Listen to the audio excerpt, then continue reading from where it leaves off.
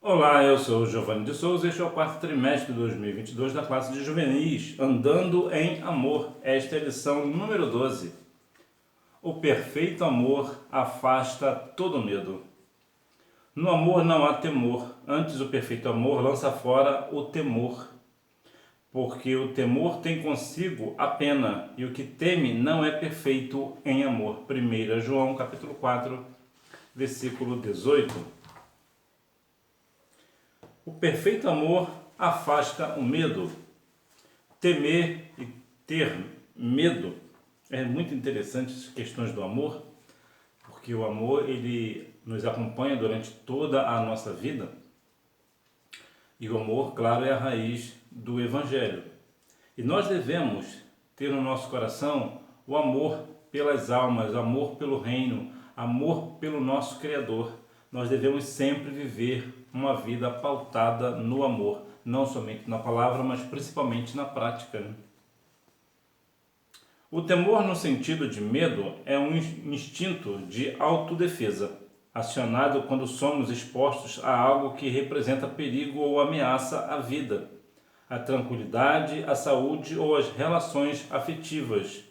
Deste modo, naturalmente, tendemos a repetir tudo o que causa medo.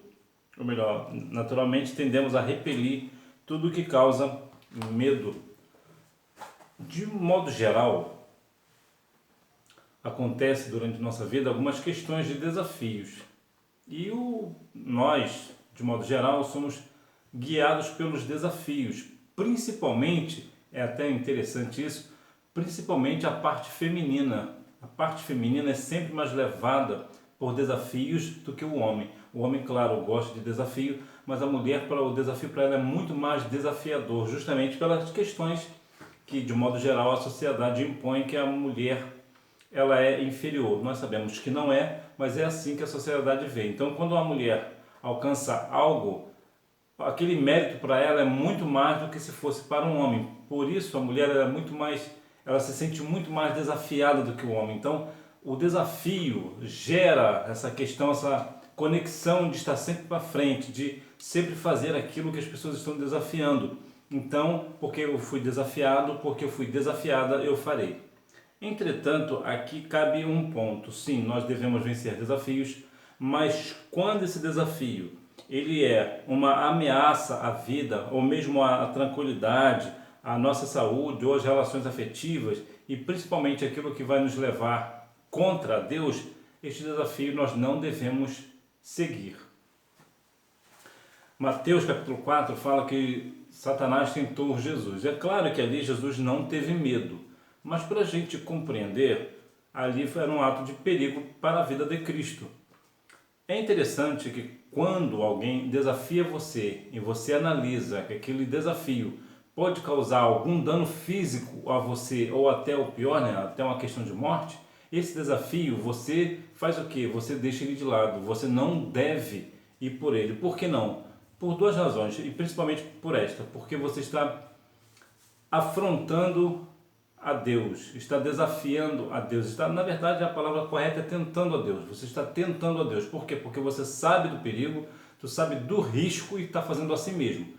Então, qual é o perigo aqui? Uma vez que alguém está tentando a Deus e nesse intuito de tentar a Deus, né, por causa desse desafio que está colocando em risco a sua vida e você sabe disso, você tem consciência disso, e a pessoa parte para a eternidade por conta desse desafio, a eternidade vai ser sem Cristo, vai perder a salvação. E por que perde a salvação? Porque a Bíblia diz: não tentarás o Senhor teu Deus.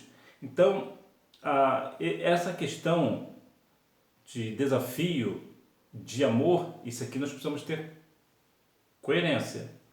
Não é porque talvez você ame uma pessoa e essa pessoa te dá um desafio, você vai querer vencer esse desafio porque você a ama. Não é nada disso. Você está fora. Não é assim. Você vai sentir desafiado por outras razões, por coisas boas, saudáveis, mas por isso aqui não. Você, uma vez que isso está colocando em risco a sua vida ou a vida de terceiros, é melhor você ser taxado como uma pessoa frouxa, né? Ah lá, amarelou. É melhor. É melhor, é muito mais, será muito mais honroso para você não aceitar esse desafio e sair ali numa boa, como a pessoa que amarelou, a pessoa que não aguentou o desafio, do que uma pessoa que vai afrontar esse desafio e vai assim perder a sua vida ou mesmo criar uma questão grave para você ou mesmo para outra pessoa. No amor não há medo. Portanto, o medo em algumas situações, nessa situação, por exemplo, esse medo ele é saudável, né? Por isso, no relacionamento entre nós e nosso Deus, não há lugar para o medo. Servimos ao Senhor porque o amamos e não porque temos medo do que Ele pode fazer conosco, castigando-nos. Assim como Deus nos amou, nós também amamos a Deus. É claro que o nosso amor não dá para se comparar com o amor de Deus. Não dá para se comparar. Isso aqui é um ponto. Outro ponto é, você ama a Deus, você serve ao Senhor porque você o ama e não porque você tem medo dele. Nós sabemos que nós devemos ter temor ao Senhor, nós devemos respeitar a Deus, né? Saber, compreender que Ele é o nosso Criador e, portanto, Ele é digno de toda a honra, glória, louvor e adoração. Por isso, Ele também tem autoridade sobre nossa vida está sustentada por Ele. Mas é notório que muitas e muitas pessoas não servem ao Senhor. E por que não servem? Porque são pessoas que não amam a Deus. Todo aquele que ama, esse vem da parte do Senhor. O Senhor não quer alguém que fique com Ele por medo dele, por alguma atitude que Deus vai tomar. Até porque o nosso Deus é um Deus de amor. Então, a Bíblia diz em 31:3 de Jeremias: com amor eterno te amei e com benignidade te atraí. Então, o Senhor, Ele nos ama com amor eterno. Ou seja, um amor que realmente nunca terminará. Então, e é por isso que nós o amamos e servimos ao Senhor. Por que servimos ao Senhor? Porque é algo honroso para nós servir ao Senhor. Por quê? Porque o Senhor, Ele é um Deus de amor. Por isso, nós o servimos. E não por medo que Ele venha nos castigar, né? Algumas pessoas pensam, né? Hoje eu vou à igreja porque se eu não for, o Senhor vai me castigar. Não, o Senhor não vai castigar ninguém por não ter ido à igreja ou por não servi-lo. Agora, haja vista, o juízo do Senhor virá sobre todas as nações, como diz Obadias, versículo 15. O dia do Senhor está perto para todas as nações, assim como tu fizeste, a tua maldade cairá sobre a sua cabeça. Aí é Gálatas 6:7, né? A lei da semeadura. Relação de amor e temor. Origem do medo. A origem do medo do ser humano diante do Todo-Poderoso teve início quando Adão e Eva pecaram, desobedecendo a ordem de não comer a árvore do conhecimento do bem e do mal. É muito interessante falar dessa questão da origem do medo, porque algumas pessoas até hoje ainda falam que Adão e Eva tocaram na árvore da vida. Não é a árvore da vida, é a árvore do bem e do mal. Ou seja, assim, quando eles comeram do fruto, os seus olhos se abriram ali no sentido de saber o que é certo e o que é errado, porque antes, ali mesmo no jardim, eles andavam nus. E por que andavam nus? Porque eles não tinham a malícia, não existia malícia entre o casal. Então, depois que comeram o fruto, a primeira coisa foi o quê? Eles foram se esconder. Por quê? Porque tiveram medo do Senhor. Ali que veio a origem, a questão do medo, né? Então, é muito interessante que nós venhamos compreender esse negócio. Quando alguém que o pai, mãe, por exemplo, que só para a gente ter uma noção, ter uma ideia boa, nos fala para não fazer algo e nós fazemos, o que nós vemos, vem para nós imediatamente? O medo da repreensão. Então, o medo, de modo geral, ele sempre acompanha uma desobediência. Claro que existem muitas exceções, mas de modo geral, o medo acompanha uma desobediência. Então, para que você vai ter medo? Por que você tem medo? Porque você está em desobediência. É claro, mais uma vez, não é todo caso. Tem casos que realmente você vai ter medo, mas você não está em pecado. Há umas questões dessa. Mas veja que aqui há a questão do medo da repreensão. minha mãe mandou fazer isso, meu pai mandou fazer aquilo, eu não fiz, então quando eles chegarem, eu vou ter que me ver com eles. Então a gente fica com medo. Por quê? Porque nós estamos em desobediência. Temer a Deus. Como cristãos, devemos respeitar, obedecer e reverenciar o nosso Deus com toda a humildade, não somente através de palavras e canções, mas de todo o coração e com todo o entendimento. A Bíblia diz em Jó, capítulo 28, versículo 28, que o temor do Senhor é a sabedoria e afastar do mal a inteligência. Então, teme ao Senhor. Se você teme a Deus, então você é uma pessoa sábia. Há tantas pessoas hoje, formadas, não que eu tenha contra alguém que seja formado, não é esse o ponto. Tantas pessoas formadas têm alto grau de instrução, cursa faculdade, e às vezes até professores de faculdade, pessoas extremamente intelectuais, mas não tem um pingo de sabedoria. Por que não tem um pingo de sabedoria? Pelo fato de não temerem ao Senhor. Então, como não temem ao Senhor, então não tem sabedoria. Então, quando nós tememos ao Senhor, isso nos dá o início de sabedoria, como diz Jó 28, 28. Então, nós devemos dar honras ao Senhor, porque reconhecemos humildemente que o Senhor é o nosso Criador. Então, Ele é o nosso Pai amoroso. Nós devemos sempre prestar cultos ao Senhor, como diz aos Romanos 12, 1, apresentar o vosso corpo como um culto racional. Por que culto racional? Porque nós temos raciocínio, nós sabemos porque estamos prestando um culto ao Senhor. Então nós devemos muito respeitar e obedecer ao nosso Deus, porque Ele é todo-poderoso, Ele é o nosso Criador, Ele é um Deus de amor. Os perigos do medo. O medo nos afasta de Deus. Essas são duas motivações equivocadas. Deus não deseja esse tipo de relacionamento com seus filhos. Quem realmente conhece a essência de Deus e teve um verdadeiro encontro com Jesus tem prazer em estar mais perto do Senhor, através de uma obediência irrestrita aos seus mandamentos. Quantas pessoas têm se afastado do Senhor? O medo acaba afastando. Porque aqui no caso o medo é o interesse de desfrutar delícias do céu, Isso aqui é uma questão de interesse. A pessoa não ama necessariamente ao Senhor, mas ele tem interesse somente de desfrutar das delícias que tem no céu. E também tem por medo de ser condenado ao inferno. Ou seja, temos aqui dois extremos de pessoas que têm interesse. Eu vou aceitar Jesus porque assim eu vou ter as questões, os benefícios de uma pessoa salva e terei as delícias que está lá no céu, desfrutar das coisas boas que tem no céu. E temos outro ponto também de pessoas que têm medo de serem condenados ao fogo do inferno. Então veja aqui duas situações que acabam afastando do Senhor. Nós devemos amar ao Senhor não pelas questões dos interesses de desfrutar o que tem no céu. Até porque quem ama ao Senhor desfrutará. E também não precisamos ter essa questão de ter medo de ser lançado no inferno. Então nós devemos o quê? Amar ao Senhor de todo o nosso coração. Por quê? Porque Ele é o nosso Criador, Ele é o nosso Pai amoroso. Foi Ele quem nos formou, foi Ele quem nos criou, foi Deus quem preparou toda a terra e tudo que nela há para todos nós, como diz Isaías 1,19. Se quiserdes e me ouvirdes, comereis o bem desta terra.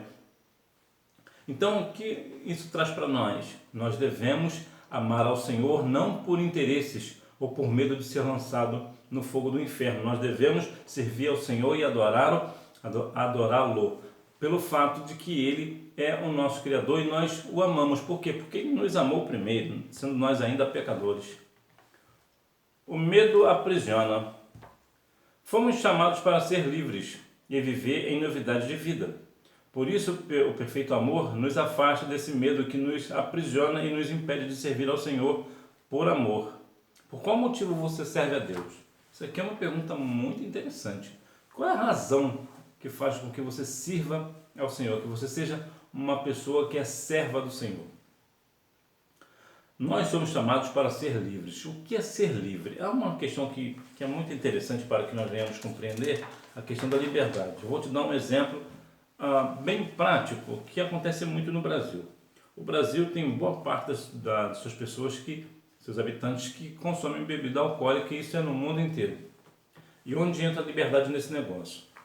Você é livre para beber algo alcoólico, mas você é livre, e por você ser livre, você tem direito de escolha. Então você escolhe não beber. Por que você escolhe não beber? Porque você não está preso ao vício. Porque você não é uma pessoa presa a este tipo de pecado. Então você é livre para escolher. E isso é o nosso ponto, né? Nós somos chamados para ser livres. E o que é ser livre? É ter o direito de escolha. Está lá para você fazer, mas você opta por não fazer. Isso é ser livre. É diferente da pessoa que é escrava do pecado. Às vezes ela nem quer cometer o pecado, mas ela é tão presa àquele pecado, e isso aqui serve para qualquer tipo de pecado, né? Ela é tão presa àquele pecado que ela não consegue se libertar, então ela se vê meio que obrigada a fazer aquilo. Por quê? Porque ela não é livre. E é para isso que o Senhor nos chamou, para que nós venhamos ser livres. E há aqui de se falar sobre a vida, sobre o que está relatado no livro de João, só para a gente ter aqui um norte. João capítulo 8, versículo 32, nos dá um negócio. Então conhecereis a verdade vos libertará. O versículo, esse é o 32, do capítulo 8 de João. E o versículo 36, se o Filho vos libertar, verdadeiramente sereis livres. Então, quando o Senhor Jesus nos liberta, nós realmente somos livres. E é justamente nesse ponto. Qual é o ponto? Eu sou livre para fazer o que eu quiser, mas por amor a Cristo eu não faço. Eu não me sinto obrigado a cometer um pecado, porque eu sou livre para cometer o pecado, mas eu opto por não cometer. Por amor a Cristo. Isso é ser livre de verdade. Não há por que ter medo, a fonte inesgotável. O amor de Deus é como uma fonte inesgotável que jorra as águas para a vida eterna. Esse amor que foi derramado em nossos corações pelo Espírito Santo nunca se esgota e está disponível a todos que quiserem. Deus tem um amor imensurável, nós não conseguimos medir, nós não temos cálculo, não temos como medir o amor do Senhor, que é um amor, é tão grande o amor que Deus tem por nós, que nem a Bíblia consegue mensurar o seu tamanho. Olha que interessante, né? Nem a Bíblia relata, porque a Bíblia diz que Deus amou o mundo de tal maneira. Qual é essa tal maneira? Nós não sabemos, nós não compreendemos, está muito além do nosso entendimento. Como pode pessoas que praticaram coisas vis, coisas terríveis, tenebrosas, execráveis, agora aceita Cristo como Salvador e agora tem uma fonte inesgotável de amor? Deus tem um amor imensurável, um amor que nunca acabará, nunca se acabará. E isso é para quem? Para quem quiser, quem desejar. A pessoa que quiser ter o amor de Deus o terá. Por quê? Porque o Senhor, não foi o que o Senhor nos disse? Todo aquele que vier a mim, de maneira nenhuma eu lançarei fora.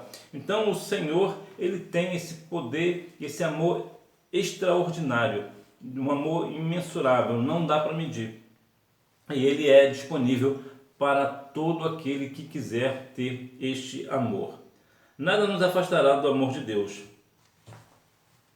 A partir do momento que entregamos confiadamente nossa vida nas mãos do Altíssimo e passamos a desenvolver a mente de Cristo, entendemos que não há por que ter medo, pois nada pode nos afastar do amor dele, que jamais nos afastemos deste amor. Nós, por alguma razão, principalmente quando nós cometemos algum pecado, nós começamos a pensar que o Senhor não está mais conosco porque eu pequei, eu fiz isso, eu não devia ter feito. Realmente, no pecado nós nunca devemos pecar, mas nós pecamos. Mas aqui está o segredo deste negócio, que está lá em Romanos 8, 35 ao 39, que diz que nada nos separará do amor do Senhor. E o que isso quer dizer na prática? Que independente do que você fizer, o Senhor não deixará de amar você.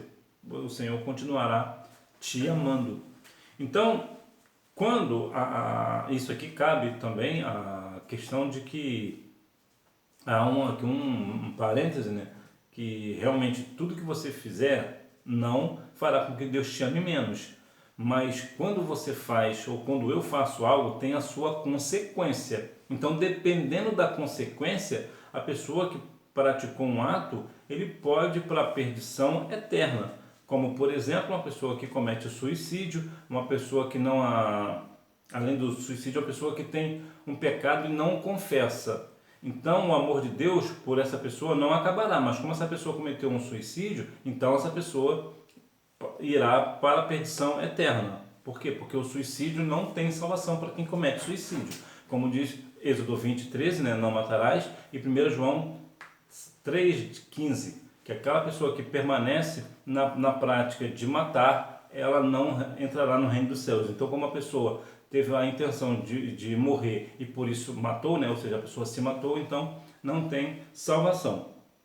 Então há aqui esse parâmetro, nós precisamos compreender esse negócio. Então, mas o que a Bíblia está falando, que quando uma pessoa comete um determinado pecado, ele pode até ter uma consequência desse pecado, mas Deus não deixará de amar por conta disso. Para concluir, atualmente vivemos em uma geração em que o respeito se tornou escasso. Verdade. Hoje não se respeita mais ninguém. Nem mesmo o presidente da República, que é a maior autoridade no país, as pessoas tratam o presidente da República de qualquer maneira, né?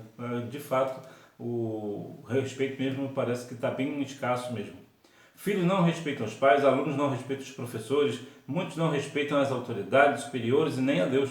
Devemos amar ao nosso Deus por sua infinita graça e misericórdia, por tudo que Ele fez, ou melhor, por tudo que Ele fez e faz por nós. Nosso amor a Deus deve ser demonstrado através da nossa devoção e obediência.